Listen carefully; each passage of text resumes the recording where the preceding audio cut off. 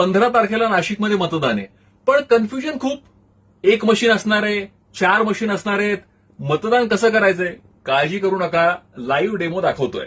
माझ्याबरोबर आहेत नाशिक महानगरपालिकेचे आयुक्त मनीषा खत्री मॅम. हा लाईव्ह डेमो बघा आणि हा व्हिडिओ सगळ्यांसोबत शेअर करा.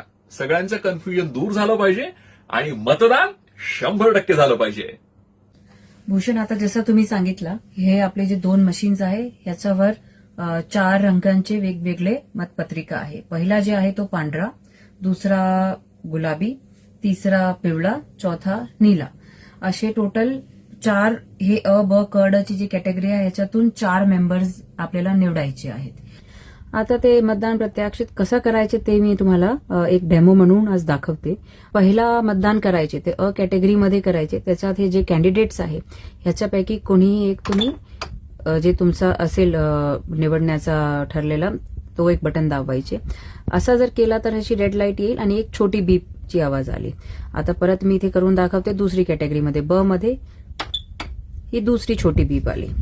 अशा पिवळ्यामध्ये पण मी तिसरी छोटी बीप आणि शेवटचा. आता हा जे लॉंग बीप वाजला याचा अर्थ असा आहे की आपला मतदान पूर्ण झाला आहे. म्हणजे जिथे आपल्याला 4 वॉर्ड मेंबर्स आहे तिथे आपल्याला 4 मतदान देणं गरजेचं आहे आणि जिथे 3 आहे मेंबर्स एक वॉर्डात तिथे 3 मतदान टाकणं गरजेचं आहे. हा जर प्रक्रिया अशा प्रकारे केली तर तुमचं मतदान जे आहे तो पूर्ण समजण्यात येईल. आणि मी पुन्हा आवाहन करते की 15 तारखेला या आणि ईव्हीएम जे आपल्या आता मी सगळं प्रोसेस सांगितलं की कसा वोट करायचे, हे व्हिडिओ जे आहे सर्क्युलेट करा लोकांमध्ये आणि जास्तीत जास्त लोकांनी येऊन त्यांचा मतदान नोंदवावा आणि वोट कर नाशिक कर. काय प्रोसिजर लक्षात आली ना?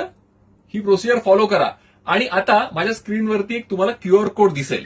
या क्यूआर कोडनुसार तुमचं मतदार यादीत नाव कुठे आहे बाकी सगळ्या इन्फॉर्मेशन मिळू शकणार आहे. सो हा क्यूआर कोड स्कॅन करा, माहिती घ्या आणि मतदान करा. वोट कर नाशिक कर.